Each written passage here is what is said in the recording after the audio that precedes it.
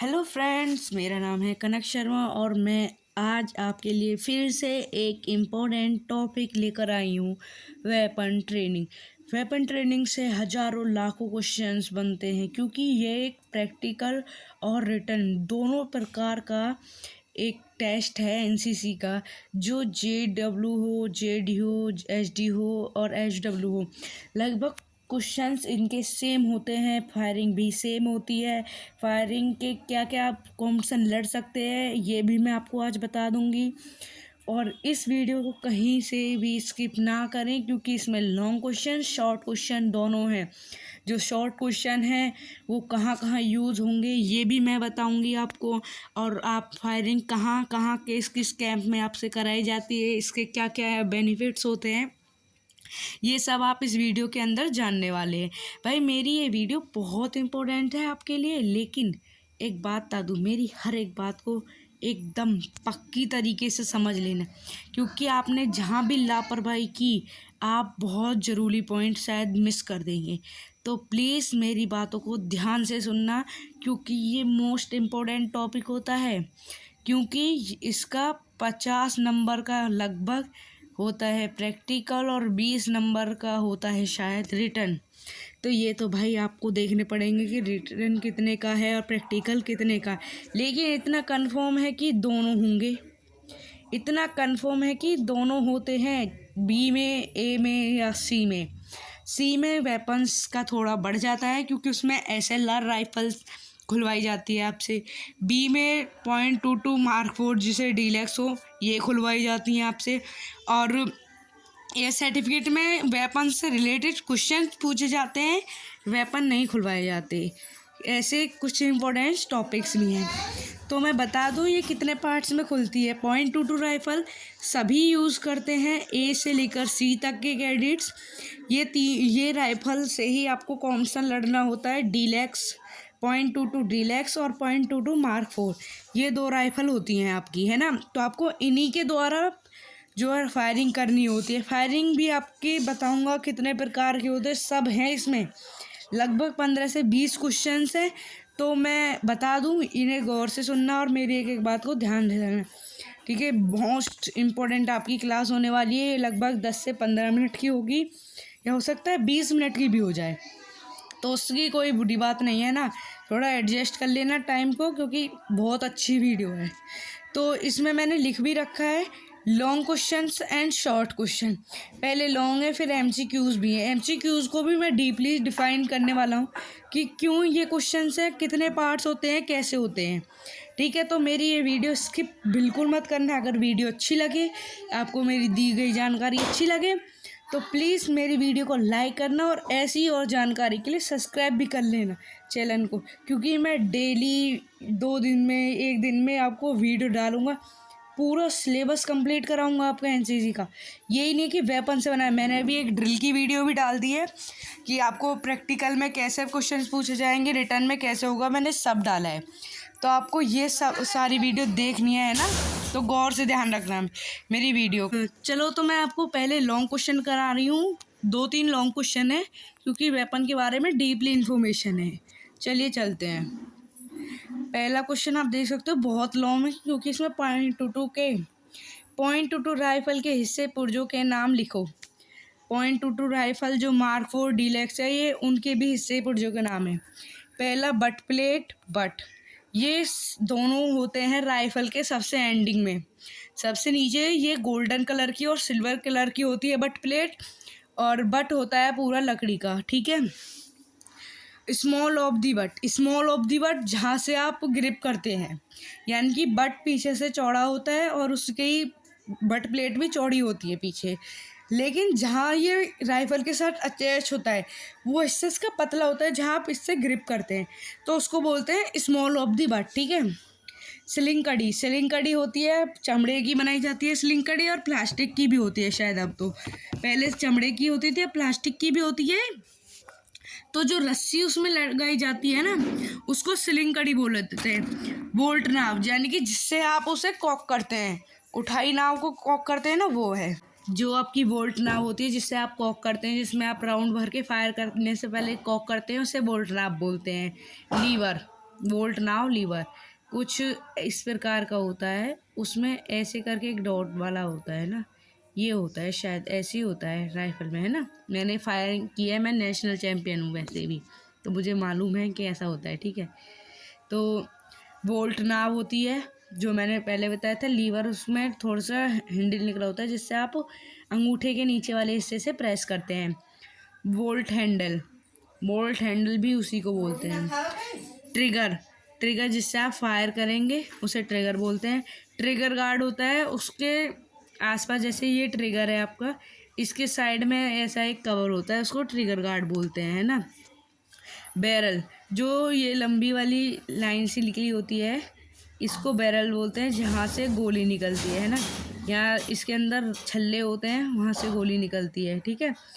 और next question है magazine. Magazine, magazine case collector भी बोलते हैं इसको। ये मैगजीन तो सिर्फ एक टॉपिक्स वाइज लिखा जाता है कि मैगजीन है, लेकिन इसको केस कलेक्टर बोलते हैं। केस कलेक्टर इसलिए बोलते हैं क्योंकि इसमें एक केस कलेक्ट होते हैं, इसमें मैगजीन नहीं होती है। तो ये बुक के हिसाब से मैं बता रहा हूँ, मैगजीन ही लिखनी होती है, लेकिन रियल लाइफ में ये जो प्रैक्टिकल होते हैं उसमें केस कलेक्टर बोला जाता है।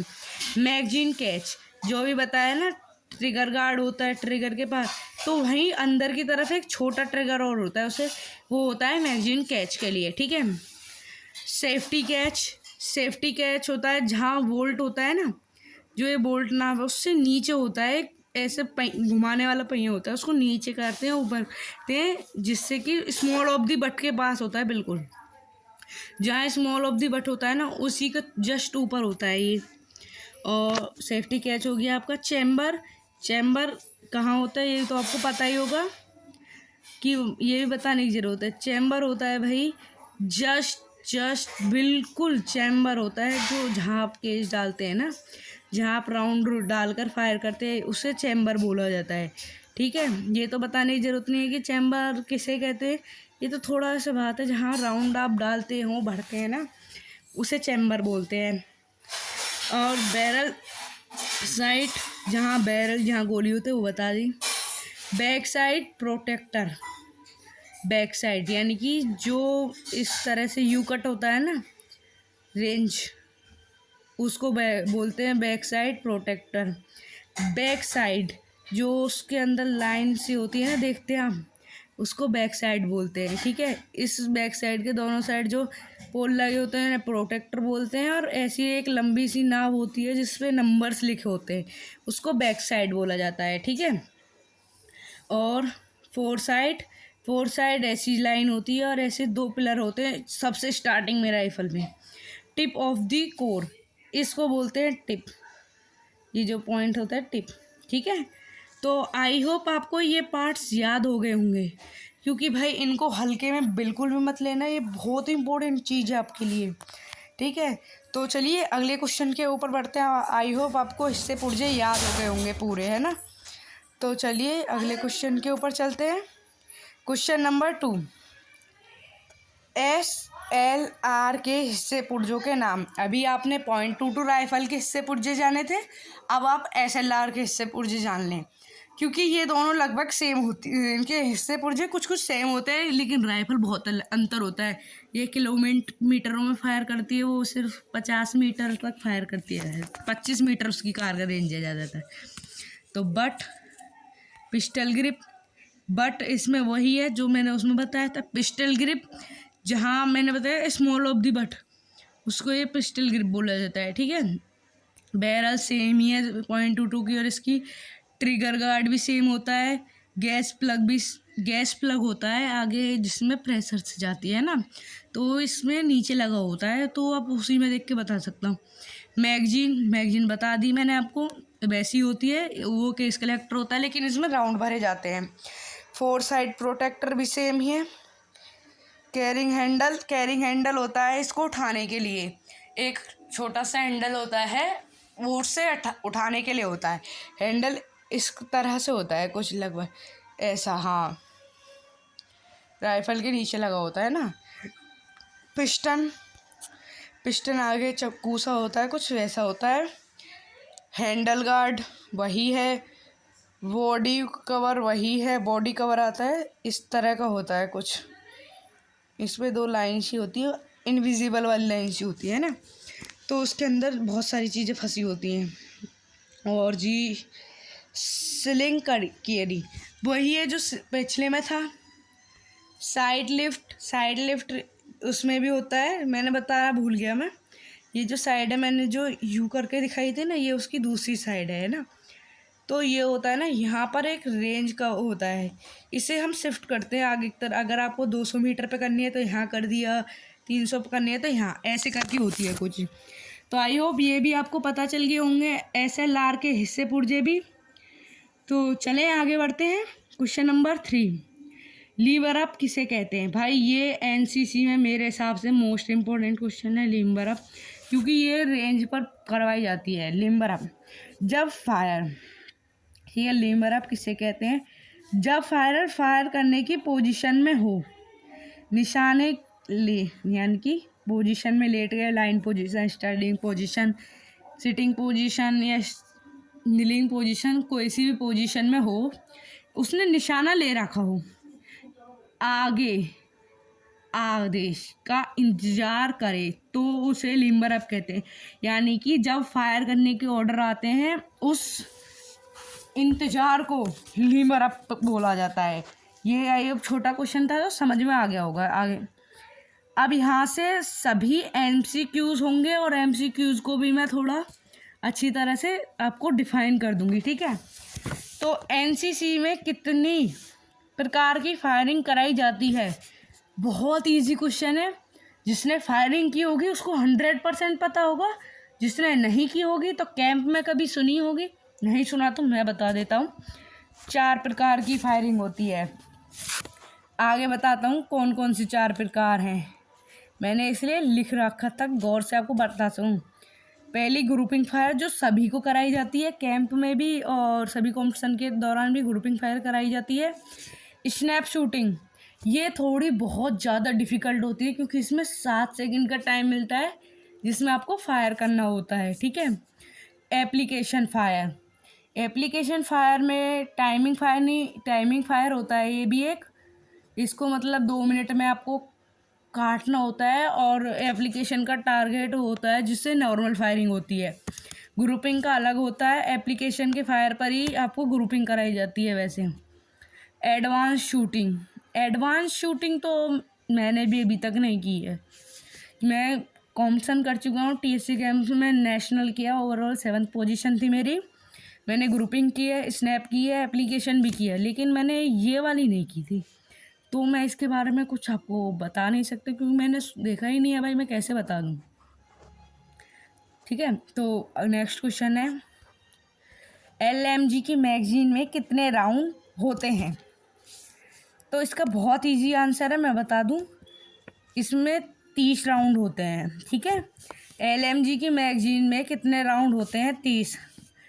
ये 2 क्वेश्चन बनते हैं, इसका दूसरा क्वेश्चन भी आपको दिख रहा होगा स्क्रीन पे नीचे, मैं दिखा दूं।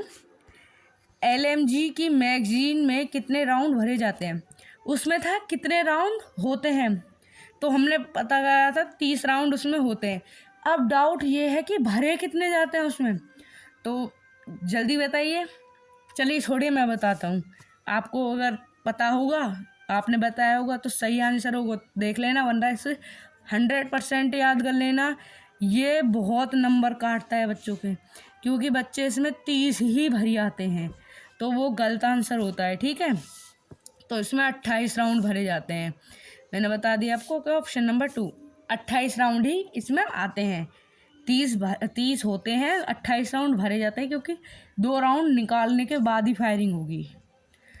ग्रुपिंग फायर के लिए कैडेट्स को कितने राउंड दिए जाते हैं? ऑप्शन नंबर 1, 5 राउंड दिए जाते हैं ग्रुपिंग फायर के लिए। उसमें चाहे ये टारगेट पेपर है ना, जैसे यहाँ मार दो, यहाँ मार दो, कहीं भी मार दो, ठीक है, लेकिन ग्रुप बनना चाहिए। ग्रुप कैसे नापते हैं मैं बता दूं आपको। ग्रुप जैसे ये टारगेट है, ये लाइन होती है, ये सर्कल में बटा होता है ना, तो आपको इस सर्कल से मेरे हिसाब से किसी को कोई मतलब नहीं होता है। जहाँ भी आपकी 5 गोलियाँ लग गई ना, इन 5 के सेंटर पॉइंट को नापा जाएगा। इस वाली गोली का और इस वाली गोली का सेंटर पॉइंट नापा जाएगा, उससे सेंटीमीटर निकालते हैं ये लोग। और इसमें मैंने बहुत बच्चों को देखा है, बहुत बहुत ज़्यादा, बल्कि बच्चे वॉश आउट हो जाते हैं इसमें। तो अब आते हैं LMG से फायर करने तरीके से किया जाता है। LMG राइफल से फायर कितने तरीके से किया जाता है? जल्दी बताओ इसका आंसर क्या होगा। LMG से कितने तरीके का फायर किया जाता है? LMG से 3 प्रकार का फायर किया जाता है। ठीक है, 3 प्रकार का फायर किया जाता है। अगला क्वेश्चन है .22 राइफल के बैरल के अंदर कितने ग्रुप्स होते हैं? मैंने बताया था ना एक बैरल होता है, उसके अंदर छल्ले होते हैं, उसको ग्रुप्स बोलते हैं। तो बताओ जल्दी, राइफल के अंदर कितने ग्रुप्स होते हैं? मैं बता दूं, ऑप्शन नंबर 1 सही है आपका, 6 ग्रुप्स होते हैं उसके अंदर।